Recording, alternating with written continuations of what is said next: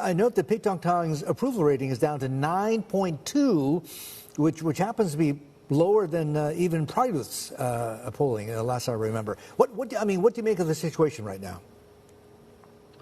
Well, it's very nice to see you, Martin, again. It gives me no pleasure to analyze how bad things are going for Thailand. I wish that we could have another session sometime in the future about how good things are going.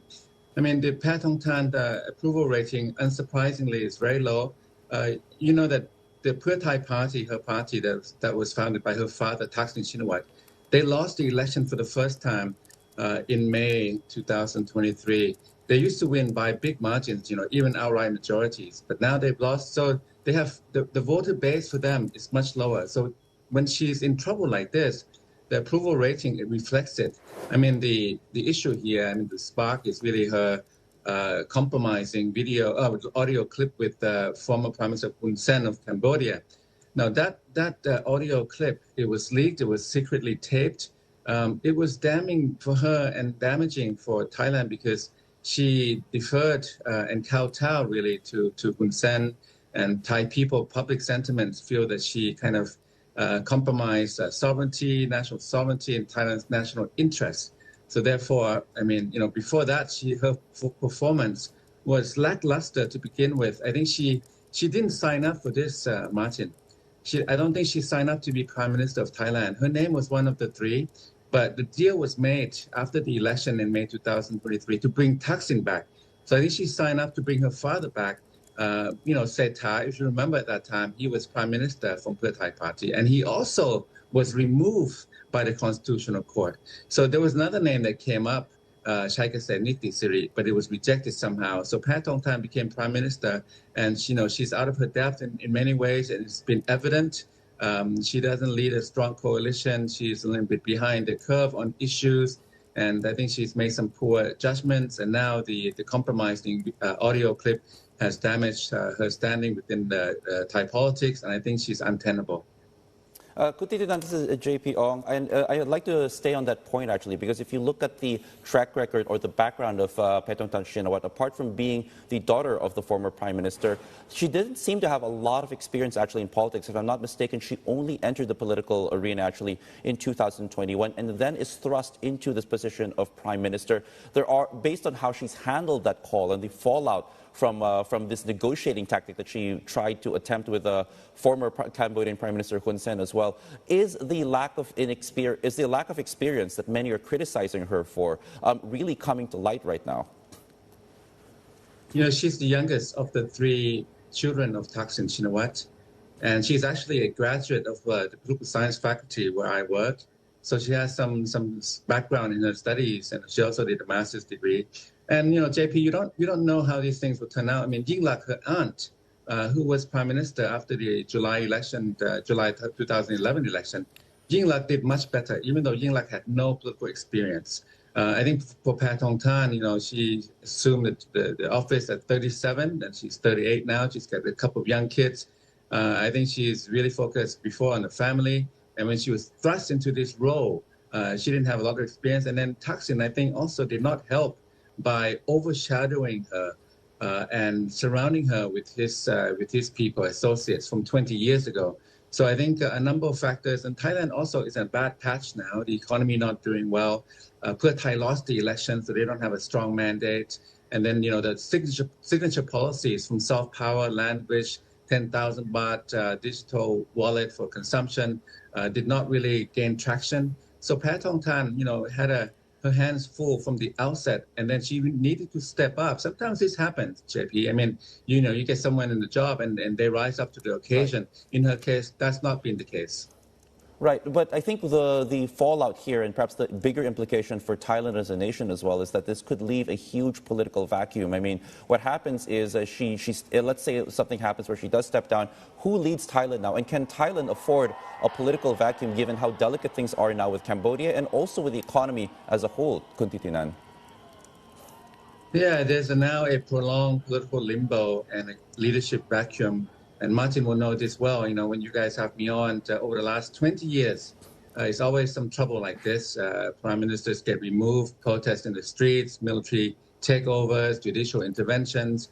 So now we have a leadership vacuum. We have a temporary acting prime minister, if you can believe it, because the acting prime minister, Phumtham Wechayachai, has not been confirmed. He has not had a royal audience to swear in yet, swear in oath yet. So therefore, the temporary acting is Surya Jinrungrungkit, whom you mentioned earlier. He is a transport minister, deputy prime minister, and then it will be Phumtham. But yet this is a limbo situation because it's almost like Thailand is in limbo and rudderless. There's nobody steering the ship of the state, and therefore this period we hope will not be too long. But she has 15 days to mount a defense, and then after that, shortly after that, we hope there'll be some kind of decision.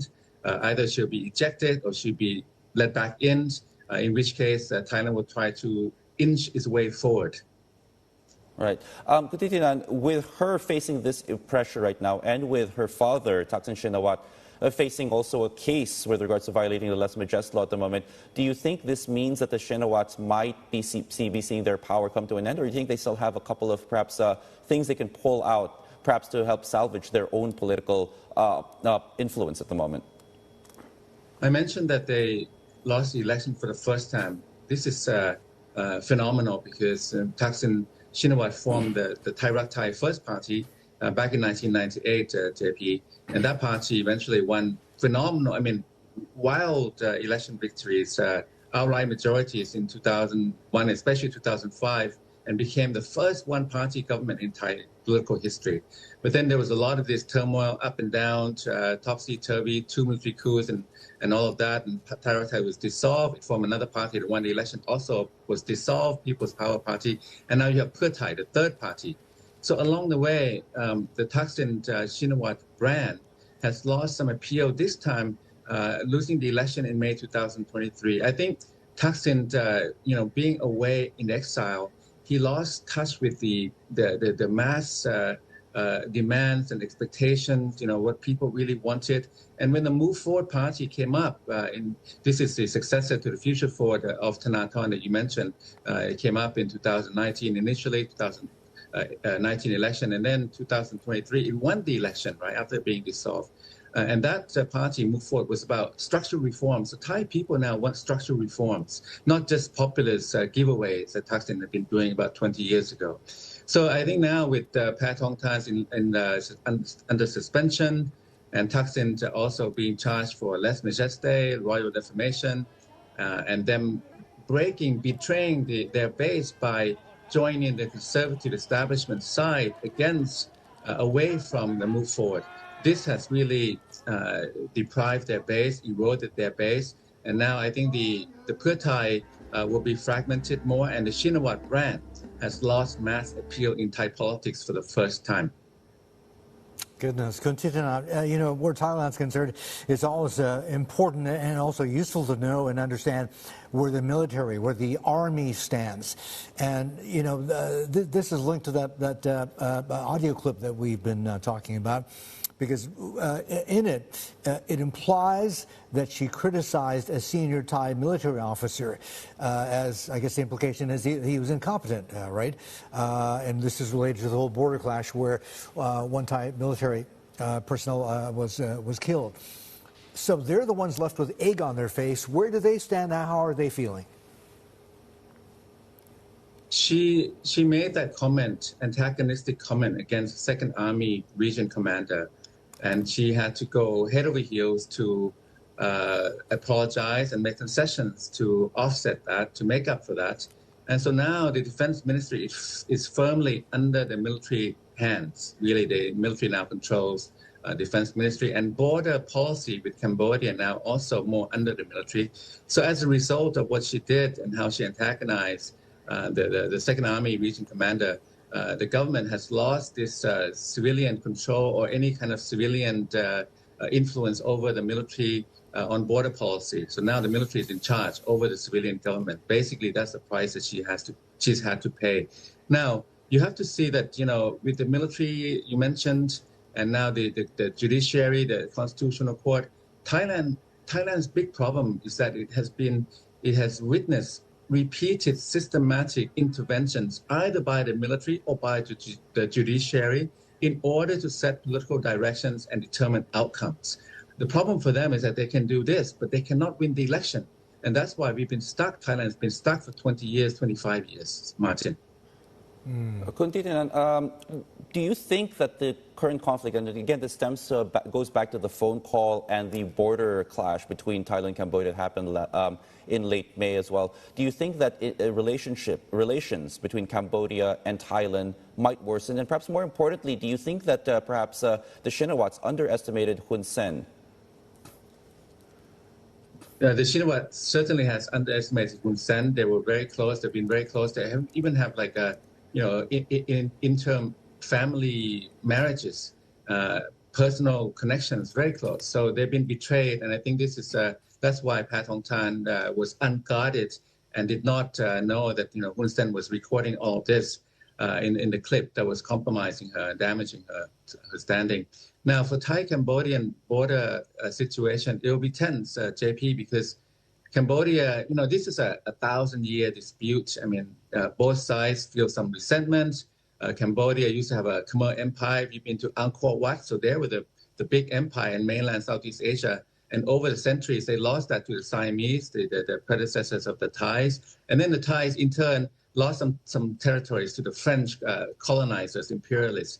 So, the Thais feel resentful, the Cambodians feel resentful, and they've had this conflict going back to the 1950s. And then it flared up again in 2011, 12, 13, and now again. And the Cambodian side now has taken the case to the International Court of Justice.